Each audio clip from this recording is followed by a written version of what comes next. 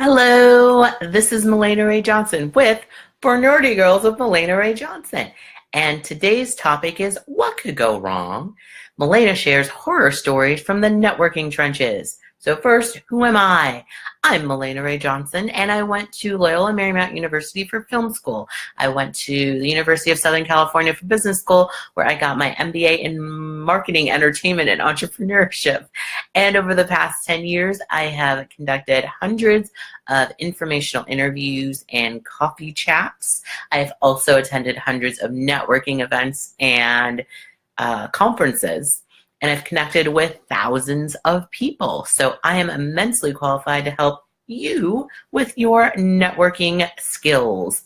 Also, I'm a writer, and I wrote my fourth book, Love to Luau, which is available now on Amazon Kindle. And it's today is May 3rd, 2018. So again, if you are an awkward introvert who knows you need to meet people to make money, then you are in the right place. So today, again, we are talking about what could go wrong, and I'm going to talk about horror stories from the networking trenches.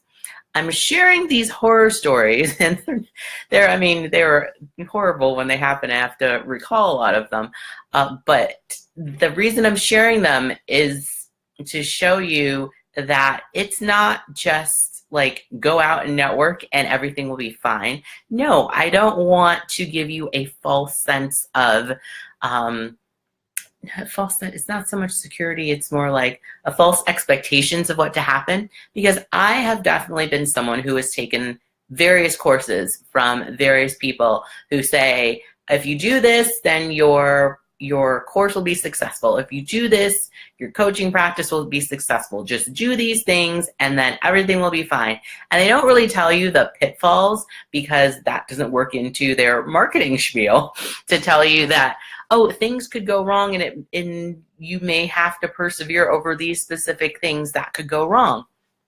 And I know that people who are awkward and introverted like me don't always like going out, because people can be mean, they can be weird, they can be rude, they can not show up, and then you're just feeling more awkward because no one's there.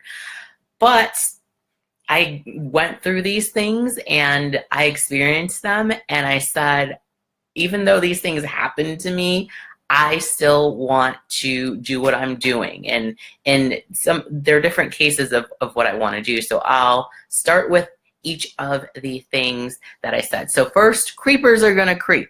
So this is a specific story about something that happened to me that I don't think it has happened that often before or since, but I was at an alumni networking event, and I was sitting having a lovely time with a variety of people at my table, and this one guy came up to me and asked, I think, and it was a few years ago. So it was definitely before I became a parent.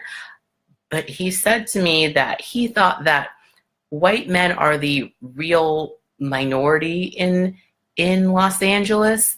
And then he started talking about Jewish people. And I was like, why?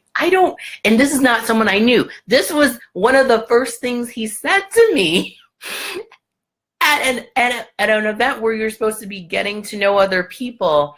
And he's like, yeah, we're the ones that were really being discriminated against. And I'm like, what are you talking about? And it's not just that he said that sort of inane comment. It was that I didn't know him. And this was one of the first things he said at an event where you're supposed to get to know people who you have not met before. And it was like, and the other thing was that I was sitting down at a booth. So he sat down next to me, and so I couldn't exit. And I was like, oh my gosh, why are people so weird? And other people at the table were like, and I had come to the event and I was having a nice time, but now this guy made it weird, and I was like, okay. And then I started talking to other people, and he said, no, I want to talk to you more. You please talk to me. I'm like, and he had other people standing around him who he could have talked to. So yeah, sometimes people will make you feel weird and you're just like, what is happening? So yeah, that can happen. It didn't happen since that. Like no strange white man has come up to me and told me that he thinks that white men are really the most discriminated people in Los Angeles. Like, no, I'm just saying it could happen to you. It probably won't, but now there's a more likely chance of it actually happening, which is very sad.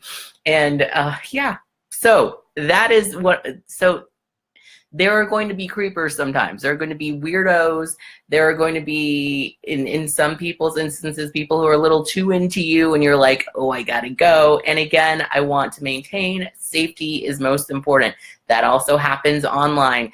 There are people who go nuts online and you're just like, whoa, and sometimes you need to extricate yourself from the situation. And it is not always easy and you don't know what to say, and that's okay. I don't want that to deter you from all networking, from all the other people who are not complete weirdos. All right, 2, another Black woman ran away from me. And I should have specified that it wasn't like there was one and then there was another Black woman, but I'm a Black woman and there was a Black woman who ran away from me. So I was at an event that was specifically a women in business event. And I had been talking to someone else for a while, and then I went over to see if there was some food options, because I do like to eat the options of hors d'oeuvres at events. And someone put a little smiley. Wow, okay. Hello, Kadani. So what happened at this particular event is that I'm here talking to people that I know. I've talked to 2 people so far. One I knew, 2 I didn't, and then kept moving along. And I was talking to this one woman, and I thought, oh, okay, that's fine. And then I think there was a little ding ding, and we're supposed to pay attention to the speaker.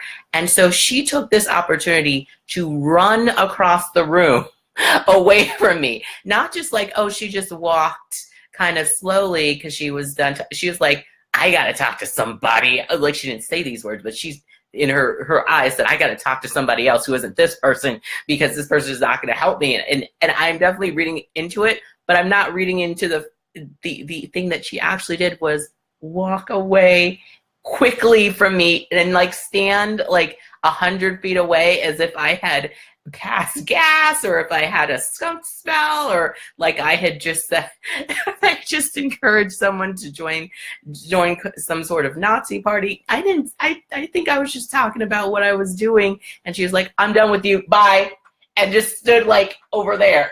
And I'm like, I can still see you though. So yeah, sometimes people are just weird, and it's not just people you think.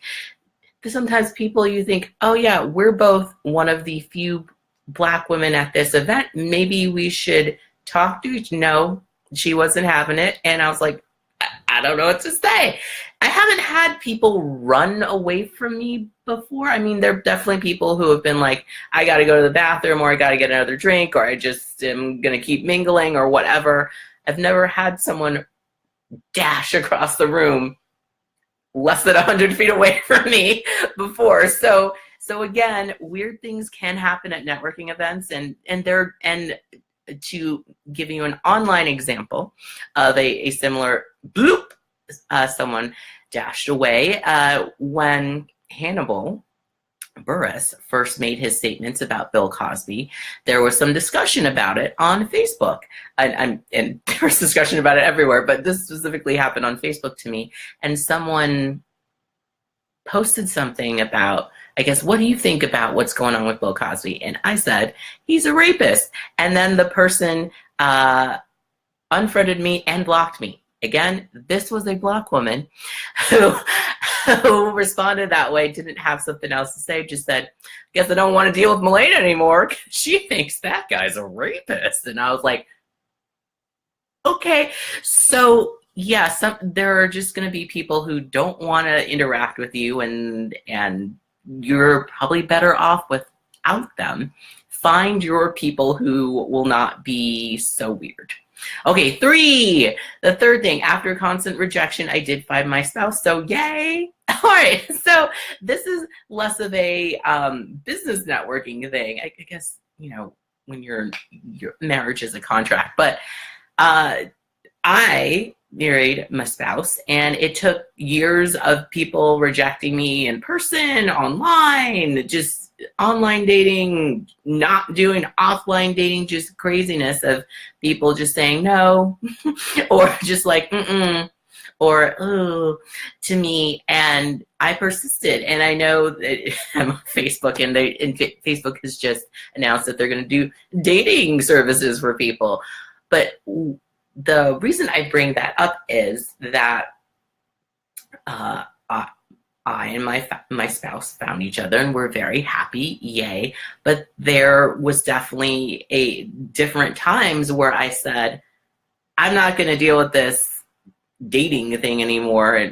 And by dating, I mean getting constantly rejected or just ignored, because I was tired of it. And it was definitely harmful to my psyche. And the time that I finally did find my spouse is when I had gotten knocked down the most. And I have talked about this in my blog posts, and I've talked about on videos. But what had happened was I had a major rejection in February of 2010.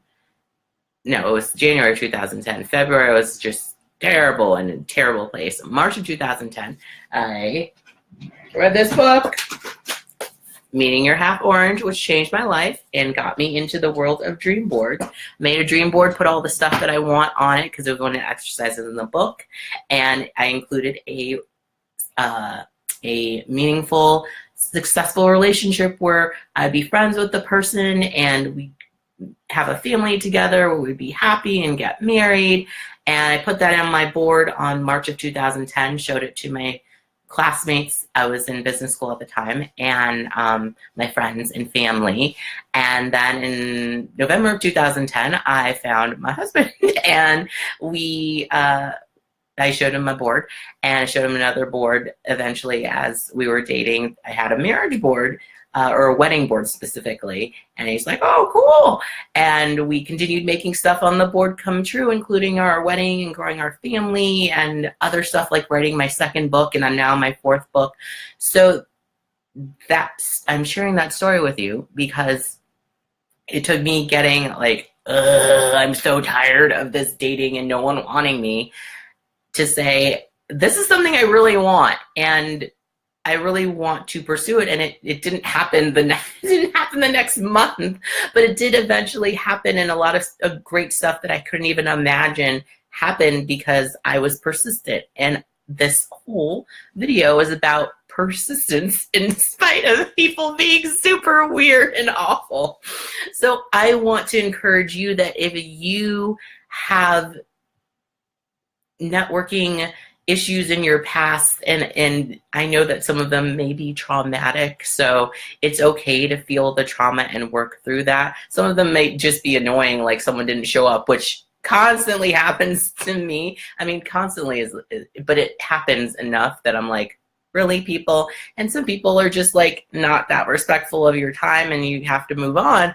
But I want to say that because of specifically this spouse thing and the other aspects of networking that I've dealt with, that there's a lot of terrible things that could happen. There's a lot of annoying things that can happen. But if you are persistent and look at those bumps in the road as, okay, how can I pick myself up again? You can achieve amazing things and achieve amazing, happy times through networking and through meeting different people and cultivating relationships. And it can be awesome and amazing.